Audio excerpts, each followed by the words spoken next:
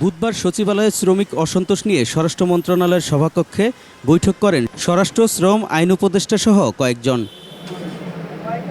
পরে শ্রম উপদেষ্টা বলেন, শ্রমিক অসন্তোষে যারাই ইন্ধন দিবে তাদের বিরুদ্ধে ব্যবস্থা নেওয়া হবে।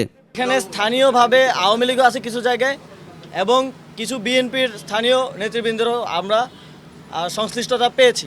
বিএনপির কেন্দ্রীয় নেতৃবৃন্দের সাথে আমাদের এই বিষয়ে কথা হচ্ছে, যাতে তারা তাদেরকে নিবৃত্ত রাখেন এবং স্থানীয়ভাবে আওয়ামী লীগের অনেকে থাকে না যে স্থানীয় প্রভাবশালী হিসেবে জুট ব্যবসার সাথে জড়িত, এখনও রয়ে গেছে।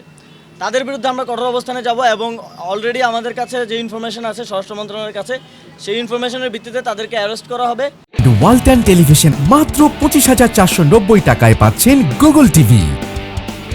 স্বরাষ্ট্র উপদেষ্টা বলেন, আইন শৃঙ্খলা নিয়ন্ত্রণে আনার জন্য পুলিশের ভাবমূর্তি উন্নত করতে কাজ করছে সরকার। পুলিশের ইমেজ আস্তে আস্তে কিন্তু উন্নত হচ্ছে। আপনি যেটা আইডেন্টিফাই করছেন কারেক্ট, বাট আমি তো একদিনে এটা কিছু পারবো না, আপনারা আমাকে সময় দিতে হবে। আস্তে আস্তে আমি এটা ব্যবস্থা নিচ্ছি। পুলিশের মনোবল ঠিক করতে সবার সহযোগিতা দরকার বলে জানান এলজিআরডি উপদেষ্টা। প্রকৃত শ্রমিকরা এই ধরনের কোনো বিশৃঙ্খলা তৈরি করছে না। আলী আহমেদ, 21 টেলিভিশন, ঢাকা।